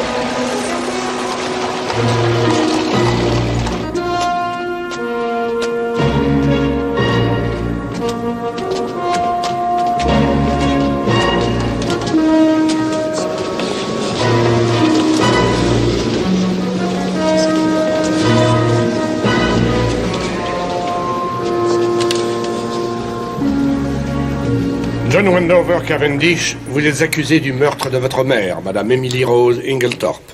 Ce meurtre a été commis le 19 juin 1917. Comment plaidez-vous? Non, coupable. Messieurs les jurés, comme vous le savez tous, un meurtre avec préméditation est passible de la peine de mort. Et le meurtre que l'on va vous décrire est le meurtre prémédité le plus horrible et le plus commis de sang-froid. L'empoisonnement d'une vieille dame aimante et confiante par son propre fils. L'accusé et sa femme vivaient de façon plus que luxueuse dans la maison de sa mère, Styles Court. Cette dernière subvenait à tous leurs besoins. Vous voyez donc que Madame Inglethorpe était pour eux une bienfaitrice généreuse. Je ferai appeler des témoins pour vous démontrer à quel point l'accusé était au bout du rouleau sur le plan argent. Je vous prouverai aussi que l'inculpé entretenait une liaison coupable avec une certaine Madame Raikes, la veuve d'un fermier des environs. Je vous dirai comment il s'était arrangé pour que sa mère fasse un testament en sa faveur et comment, croyant qu'elle avait modifié ce testament, il l'a assassiné et détruit ce dernier. La veille de... Je suis incapable d'en supporter davantage, Hastings. L'affaire se présente mal. Oh, ça ira peut-être mieux quand ce sera le tour de la défense. Mais Je ne sais pas comment Mary Cavendish peut rester là sans s'effondrer. Oui. Elle fait partie des femmes qui résistent devant l'adversité. Elle sait garder sa fierté malgré sa jalousie. Elle est jalouse? Oui. Vous ne vous êtes donc pas aperçu que Madame Cavendish est une femme douée d'une grande jalousie? Vous avez surpris ce fragment de conversation qu'elle avait eu avec sa belle-mère. Elle demandait à Madame Inglethorpe de lui montrer quelque chose. Oui? Madame Cavendish croyait que la lettre que sa belle-mère lui cachait était la preuve de l'infidélité de John, son mari. Mais elle avait tort, ce n'était pas une lettre en réalité. Ce que Madame Inglethorpe avait découvert, c'était que John avait prêté de l'argent à Madame Raikes. J'ai appris ça par Madame Raikes en personne. Ce prêt était conséquent, il s'agissait d'une importante somme permettant à Madame Raikes d'acheter toutes les terres de la ferme. Vous niez que les relations que vous entreteniez avec John Cavendish étaient plus qu'amicales? Oui. Je vois. Vous n'avez jamais reçu d'argent de Monsieur Cavendish? Non. Alors vous niez aussi que M. Cavendish vous ait remis un chèque de 200 livres le 21 juin dernier. C'était un prêt et non un don. Ce sera tout, Madame Rex. Je n'ai pas d'autres questions, Votre Honneur. Très bien, Monsieur Phillips. Il est temps de suspendre l'audience. Levez-vous, la cour se retire.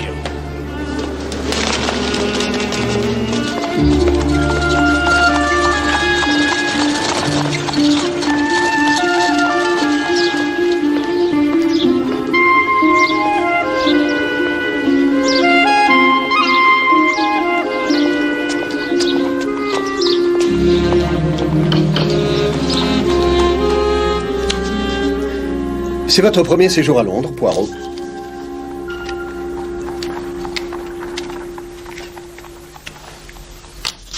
Madame Ingletop devait avoir une belle fortune pour posséder cette maison et le domaine de Styles Court. Vous allez passer toute la journée à faire ça. Je me calme les nerfs, voilà tout. C'est une très bonne occupation, qui demande une précision parfaite des doigts. La précision des doigts ne s'obtient qu'avec la précision du cerveau. Et en ce moment, j'en ai grand besoin. Je vois ça, en effet. Je peux construire un château de cartes de 7 étages en mettant une carte sur l'autre avec une précision toute mathématique sans m'énerver. Mais je ne peux pas trouver le chaînon manquant de cette mystérieuse affaire.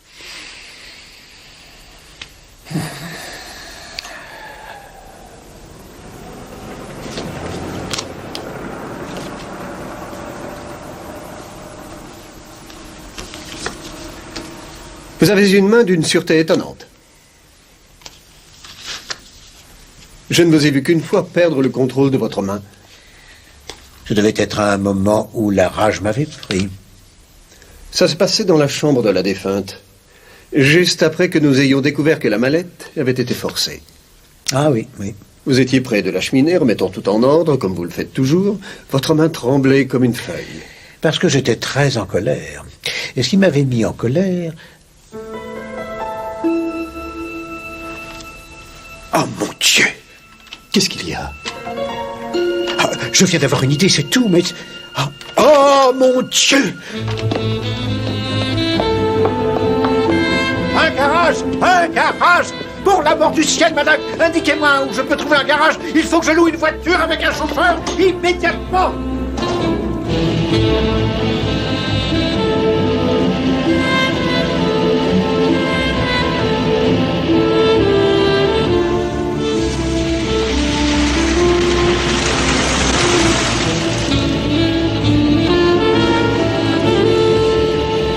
Pourriez-vous aller plus vite, je vous prie, chauffeur? Non, sauf si vous souhaitez que nous ayons un accident. Non, non, non, non, non, non. Non. Continuez comme ça. C'est vous le spécialiste.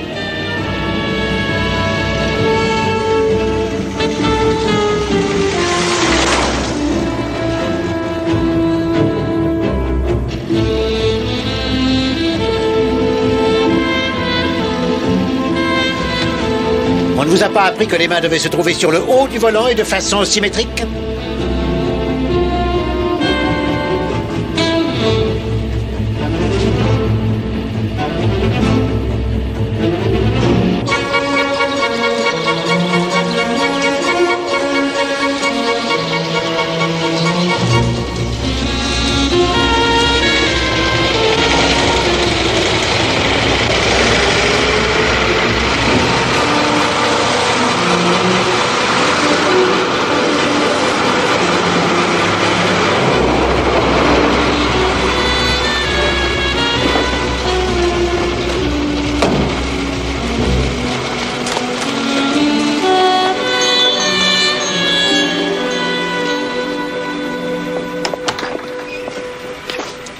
Mademoiselle Dorcas.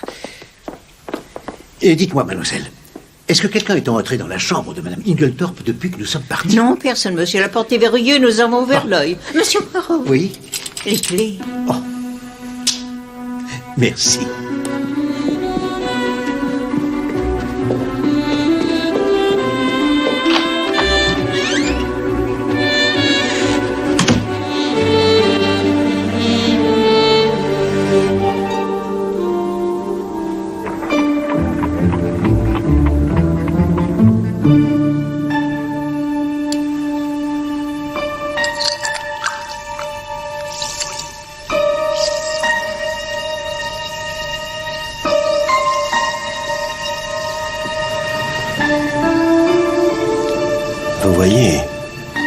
strychnine commence déjà à précipiter, à tomber au fond de ce flacon.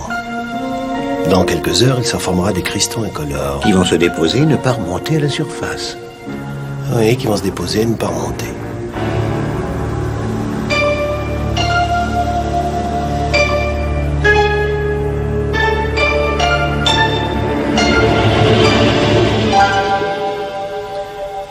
Inspecteur Japp, quand au cours de votre enquête, vous avez fouillé la chambre de l'accusé à Styles Court, avez-vous trouvé quelque chose? Oui, en effet. Voulez-vous nous dire de quoi il s'agissait? En fouillant dans le tiroir de la chambre de M. Cavendish, j'ai soulevé des vêtements et j'y ai trouvé une fiole de poison. Elle était vide. Veuillez montrer la pièce à conviction D.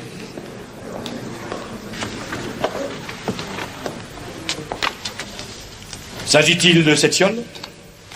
Oui, monsieur. Avez-vous fait analyser cette fiole? Cela va de soi. Elle a été analysée par le laboratoire de Scotland Yard. On a trouvé que cette fiole avait contenu de la strychnine.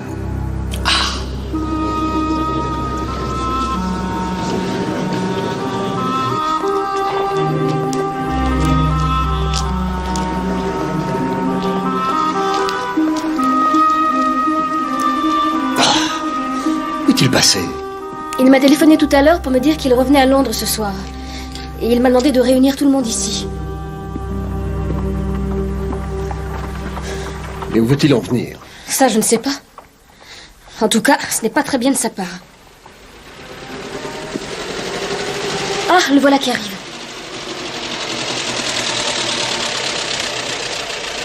Ah non, ce n'est pas lui. Non, c'est l'inspecteur Japp.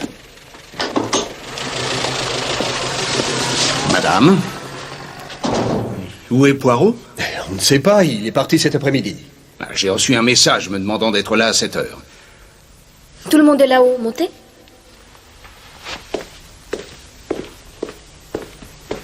Je n'ai pas pris une seule tasse de thé de la journée.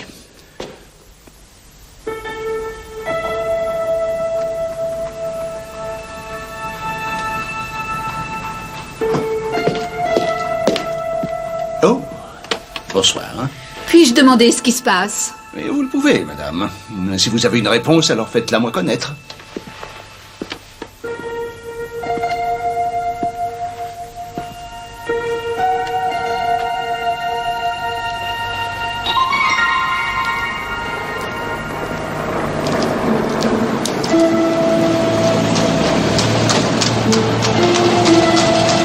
Cette fois, c'est lui.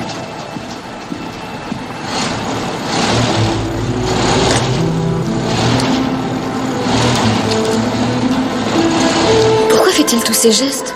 Tel que je le connais, il doit donner une leçon de conduite au chauffeur.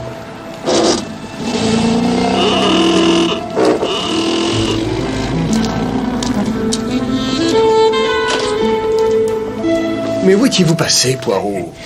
Bonsoir, Hastings. Bonsoir, Madame Cavendish. Tout le monde est là, oui?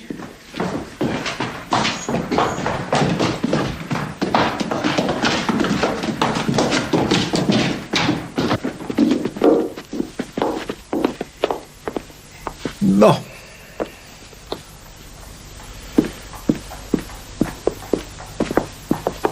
S'il vous plaît. Voyons, tout le monde est là, oui? Ah, une exception. Oui, pardon, madame, si je vous fais attendre encore quelques instants, il nous manque monsieur Inglethorpe. S'il met un pied dans cette maison, moi je m'en vais. Non, non, non, non, non, mademoiselle, vous ne pouvez pas vous en aller. Rappelez-vous, mademoiselle, que c'est pour venger votre chère amie, la regrettée madame Inglethorpe.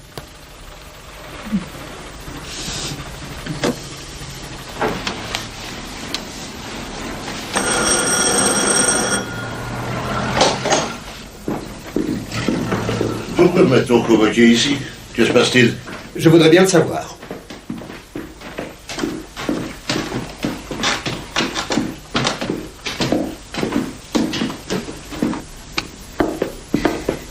Ah, voilà monsieur Inglethorpe. Asseyez-vous, monsieur.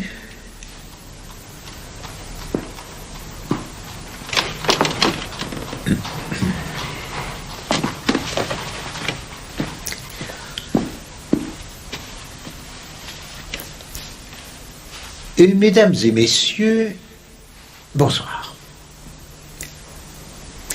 Comme vous le savez tous, j'ai été invité à enquêter sur cette affaire par monsieur John Cavendish, qui, ce soir, de la cellule de sa prison, attend le verdict du jury. Et pour commencer, j'ai examiné la chambre de la défunte et j'y ai découvert des choses significatives. Les voici par le détail. Un fragment de tissu de couleur vert foncé. Je l'ai trouvé coincé dans le verrou de la porte de communication de cette chambre et de la chambre de mademoiselle Cynthia. Il m'a fallu pas mal de temps pour trouver d'où venait ce morceau de tissu. C'était un morceau d'étoffe appartenant à un vêtement que l'on met pour travailler la terre. À Styles Court, il n'y avait qu'une personne qui travaillait la terre. Madame Cavendish. Ce qui fait que ce devait être Madame Cavendish qui était entrée dans la chambre par cette porte. Mais cette porte était verrouillée de l'intérieur. Et quand j'ai examiné la chambre, Hastings, oui. Mais tout d'abord, nous n'avions plus que la parole de Madame Cavendish pour dire que la porte était verrouillée. Dans la confusion qui a suivi, elle a eu tout le temps de pousser le verrou. Non, je suis bel et bien convaincu que Madame Cavendish se trouvait en réalité dans la chambre. À ce moment-là, la défunte était malade. La raison qu'avait Madame Cavendish pour entrer dans cette chambre était sa jalousie. Elle avait appris l'existence d'une lettre. C'est à cause de cette lettre qu'elle avait eu une vive discussion avec Madame Inglethorpe. Et elle croyait que cette lettre prouverait la liaison de son mari avec Madame Raikes. À ce moment-là, elle était littéralement folle de jalousie. C'est ce qui l'a poussée à se faufiler dans la pièce pour y retrouver ce document.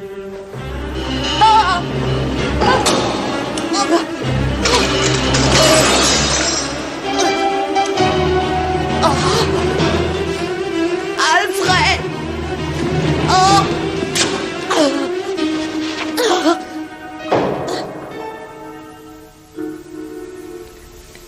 Ai-je raison, madame? C'est vous qui avez détruit le testament? Oh, non, monsieur Lawrence. Une seule personne pouvait en fait détruire ce testament. Madame Inglethorpe elle-même.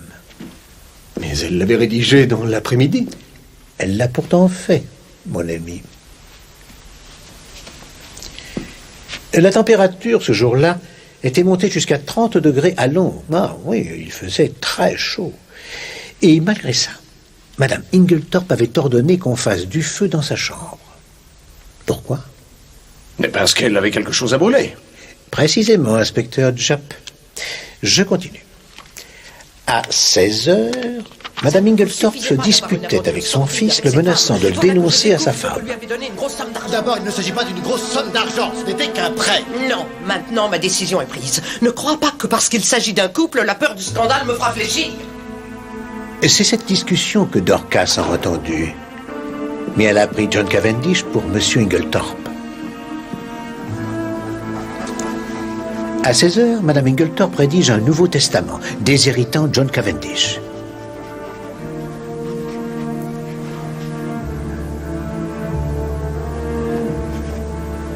Et là, je ne peux que supposer. Mais je pense que mes suppositions doivent être vraies. Elle écrit une lettre à son avoué, Monsieur Wells, lui demandant de venir pour enregistrer ce nouveau testament. Elle découvre qu'elle n'a pas de timbre. Elle va voir s'il y en a dans le bureau de son mari. Il est fermé à clé. Elle l'ouvre avec son propre trousseau. Elle trouve une feuille de papier. C'est justement cette feuille de papier que Madame Cavendish a pris pour être la preuve de la fidélité de son mari, John Cavendish. En réalité, c'était beaucoup plus grave. Est-ce vraiment nécessaire? Tout ce que nous voulons savoir, c'est qui a empoisonné le café de ma mère et la raison pour laquelle le poison a été si long à agir. Oui, monsieur, c'est vrai, mais là nous avons un petit problème. Voyez-vous, Madame Inglethorpe n'a pas bu le café. Quoi? Non. La tache sur le tapis, c'était du café. Elle l'a sûrement renversé avant de pouvoir le boire. Mais voulant quelque chose de chaud, elle décide de faire un cacao et le boit. Mais si la strychnine n'était pas dans le café, et elle n'était pas dans le cacao, nous le savons, où se trouvait-elle? Maintenant, je vais vous poser une petite devinette très facile. Quel est le troisième élément qui était là tout prêt à être utilisé? Un truc tout simple et si pratique pour édifier la strychnine qu'il est absolument extraordinaire que personne n'y ait pensé. Hastings? Je ne vois pas du tout. Non? Non? Inspecteur Japp. Son médicament. Quelqu'un a mis la strychnine dans son fortifiant? Non, c'était inutile, Hastings. Elle s'y trouvait déjà. La strychnine qui a empoisonné Madame Inglethorpe était la même qui était prescrite le plus légalement du monde par le docteur Wilkins. L'addition de bromure à une solution contenant de la strychnine transforme la strychnine en cristaux solides incolores qui se déposent au fond du mélange. C'est-à-dire que cette dernière dose est fatale. Quelqu'un a ajouté du somnifère en poudre à son fortifiant? Oui, inspecteur. Il me manquait un chaînon. C'était une feuille de papier, en réalité. Et non un testament. Voyez-vous, notre assassin a écrit une lettre. Et cette lettre acceptée, il n'y avait rien qui reliait le meurtrier à son crime. Mais Madame Inglethorpe a trouvé cette lettre. Alors elle l'a enfermée dans sa mallette et l'a emportée dans sa chambre. Il devenait vraiment essentiel de retrouver cette lettre pour notre futur assassin. Sinon, il risquait la catastrophe. J'avais déjà fermé à clé la mallette de Madame Inglethorpe le lendemain matin de sa mort. Au moment où il allait récupérer la lettre, j'approchais de la chambre avec John Cavendish et M. Wells l'avoué. Ce sera très facile à vérifier. L'assassin cherche désespérément un endroit où la cacher et il ne trouve pas. Dans la chambre, rien ne lui permet de détruire la lettre. En quelques secondes, il la déchire en 3 longs morceaux. Vous avez toujours les clés? Il les entortille pour qu'ils ressemblent à des allumes-feu et les mélange aux autres. Ensuite, il déverrouille la porte donnant sur la chambre de Mademoiselle Cynthia et il s'en va.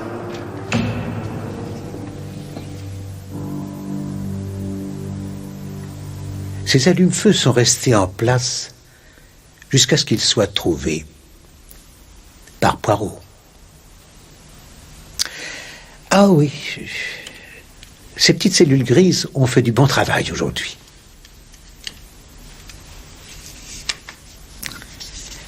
Un, 2, 3. Cette nuit sera la grande nuit.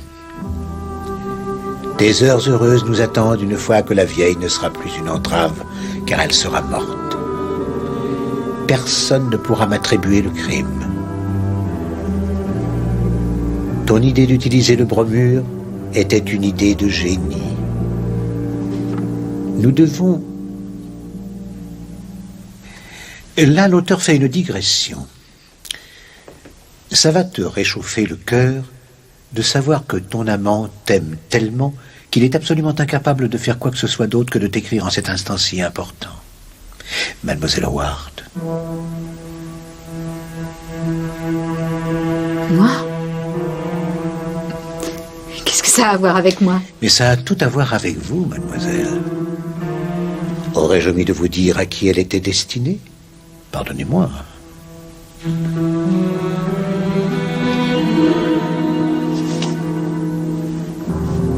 Ma très chère Evelyne. Tu es stupide! Tu es vraiment stupide! Voyons, Evie, du calme. Gardez le silence ne vous servira à rien, monsieur Inglethorpe. L'écriture de cette lettre est suffisante, elle crie votre culpabilité. Vous avez assassiné votre femme de sang-froid. Comment osez-vous? Comment osez-vous porter une telle accusation? Monsieur Inglethorpe, vous savez que vous me décevez.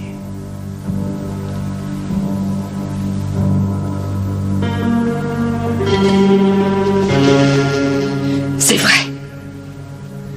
Nous nous aimons tous les deux.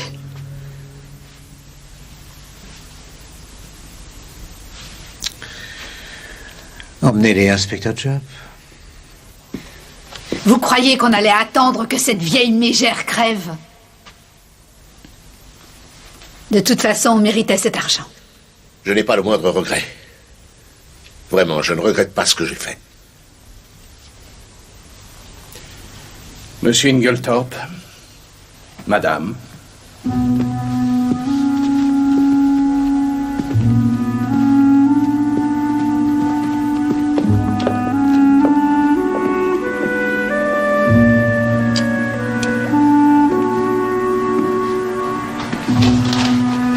C'est horrible. C'est horrible. Mais pourquoi il n'a pas gardé cette lettre? Ah, il ne l'a jamais terminée, en fait, mon ami.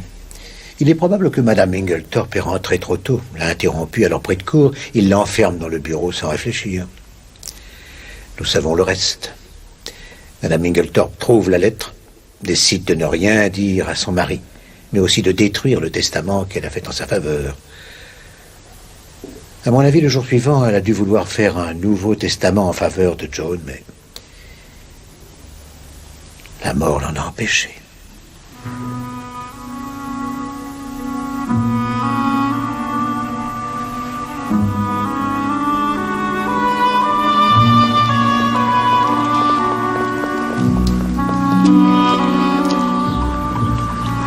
J'ai passé quelques heures difficiles, monsieur Poirot. Ces 6 semaines furent les pires de ma vie. Je n'ai jamais cru à votre culpabilité. L'inspecteur Jupp et tout Scotland Yard y croyaient, eux. Pauvre mère. C'est fini maintenant. Heureusement que Poirot était là.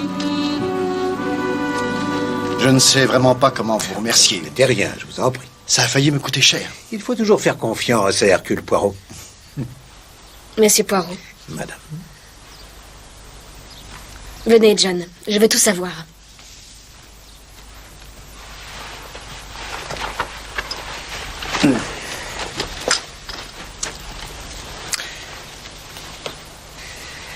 Et vous savez, Hastings, et si j'ai fini par découvrir ces allumes-feu, c'est entièrement grâce à vous. C'est vrai? Ah oui. Vous rappelez-vous m'avoir dit que ma main tremblait quand je rangeais ces objets sur la cheminée? Oh oui, c'est juste. Vous ne teniez plus en place. Vous étiez énervé. Exactement.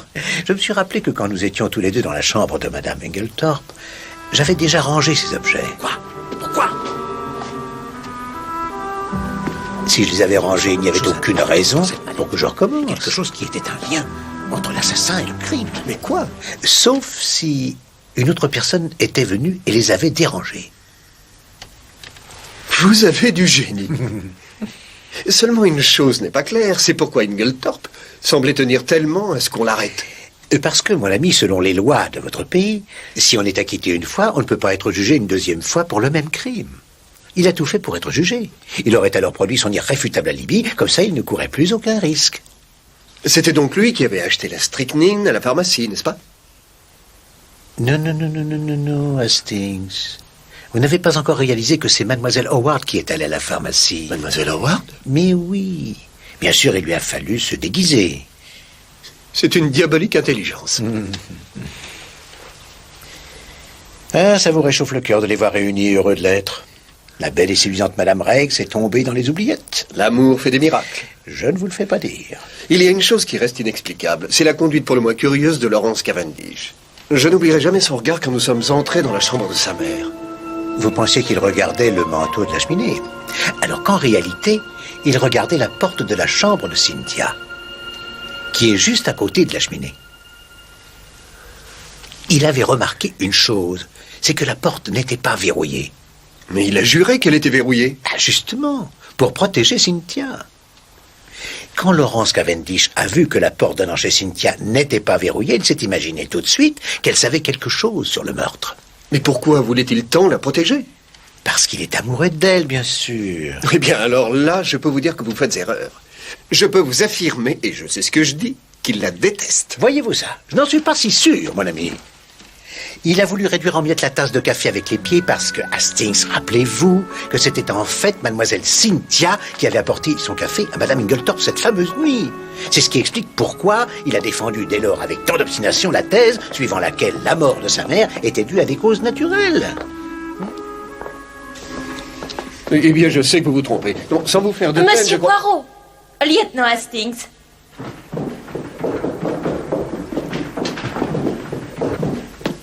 Oh, Oh, sans vous, je ne sais pas ce que je serais devenue. Nous avons quelque chose à vous dire. Nous, je crois que c'est le moment de vous présenter toutes nos félicitations. Félicitations. Cynthia et moi allons nous marier. Où sont Mary et John? Eh bien, ils sont juste là. Tu viens?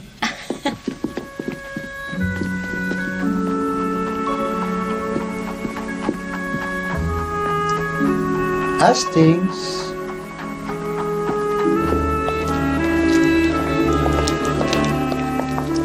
Quelle fille merveilleuse. Mais je ne comprendrai jamais les femmes. Consolez-vous, mon ami. Peut-être qu'un jour, quand cette horrible guerre sera finie, nous travaillerons encore ensemble. Et alors, Poirot vous expliquera tout.